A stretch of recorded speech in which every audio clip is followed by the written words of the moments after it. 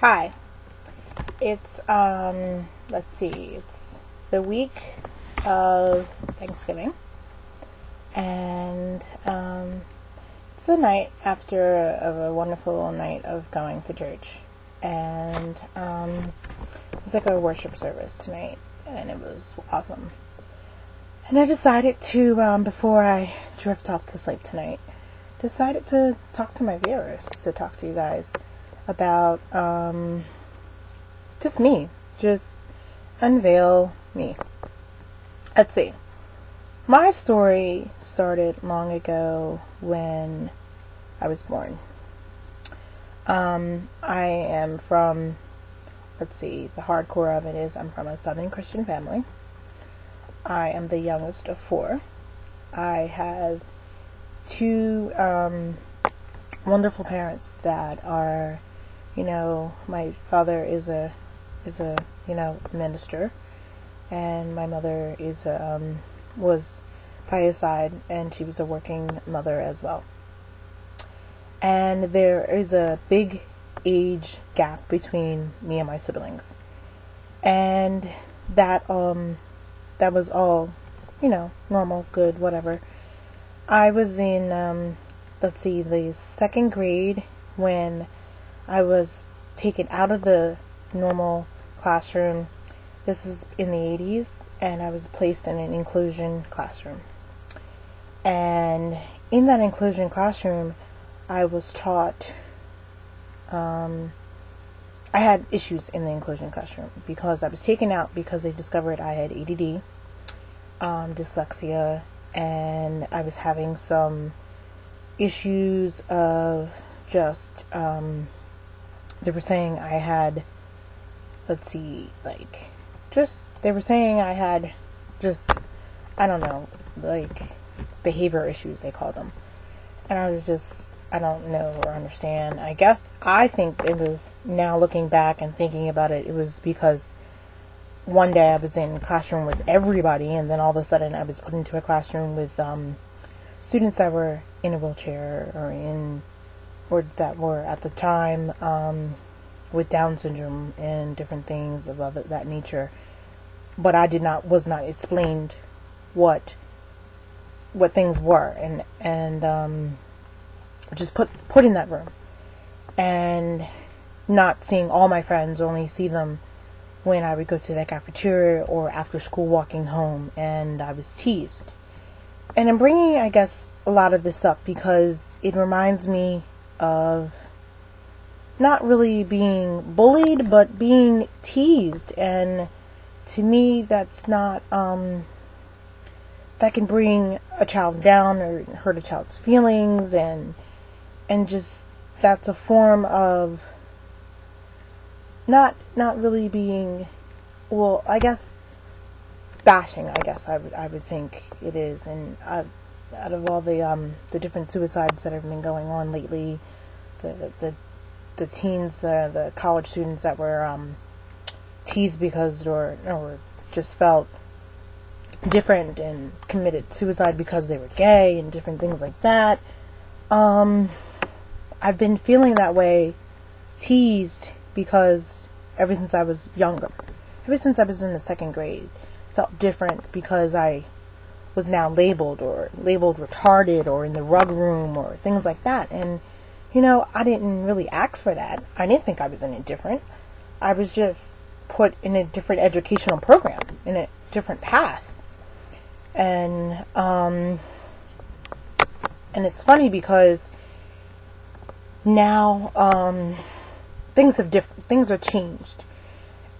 The way they go about the educational system path has changed. They treat the children different now. They're not really, they help them out. They have one-on-ones go in the classroom. They help them now. They don't really put them in an inclusion room anymore. They keep them in the classroom. They pull them out for different projects or different needs, and then they take them back into the room. They don't keep them all day. And I think that system would have worked better. But they didn't know as much in the 80s. And it's interesting. I have a lot of friends that are in the that are hard of hearing or deaf in school where I go, and they're like, you wear a hearing aid, you're deaf, but you don't sign. And I was like, no, I don't. My parents never told me that I was deaf until I was older, or they weren't told that I should sign, so they never learned that language. And it's funny now, I think about it now, that sign language should have been my first language. I have struggled with my learning disabilities all throughout my life. I'm still struggling. I was undiagnosed with a certain diagnosis of a math disability.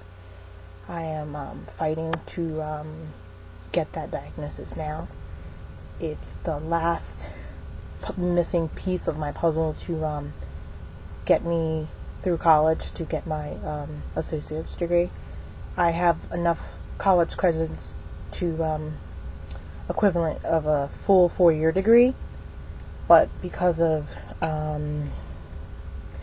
so many just different things of going to college for so long, and the grades, and I went to a 4-year college for 5 years, been at my 2-year college for at least 3, probably going on 4 now, and I'm fighting, to get through the 2-year school, and the only thing I have left is math in this one area, and I'm fighting just to get this missing diagnosis that they did not diagnose me with when I was younger. And I just want to say to my viewers, you really have to be your own advocate. No matter if it's a mental illness you have, no matter if it's a math disability, a learning disability, no matter if it's a hearing disability or anything. I'm learning now to, even hanging around the friends that I do have that are hard of hearing or deaf, to learn sign language. I sit with them at lunch. I sit with them whenever we're together. I remember speaking. It's funny because when I went to college, my 4-year school, that was my original major. And I still remember some sign. And I try to learn some of it now. And I want to teach it to my child.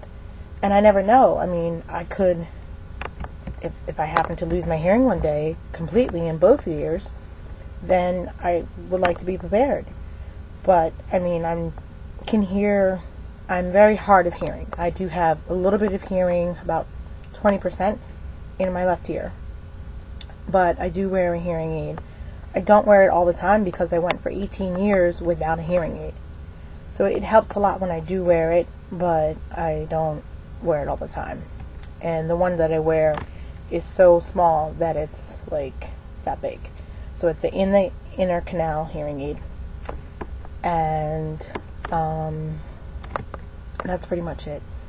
I just wanted to talk to, I just wanted to chat tonight, and really just, the whole labeling and just the bullying thing, and the people, and just labeling and just stuff like that has been bothering me lately. All the stuff in the news about the suicides and people, how they've been treating people, and how people is letting that, just the depression and thoughts of what people thought of them, it's just been really weighing on my mind. I probably talked about it in another blog, actually. I think I did.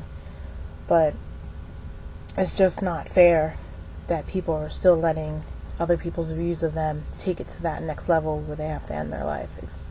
It's just not fair. Because I've had people opinions be like that for years, ever since I was in the 2nd grade, and I'm, in my 30s now. Like, this is crazy. If I continued when I got my diagnosis that I was bipolar, if I let that continue to go that way, then I wouldn't be here now, and I haven't. I fought through it all and keep fighting through it all, and it just goes that way. So I hope that you guys just don't let anybody do that.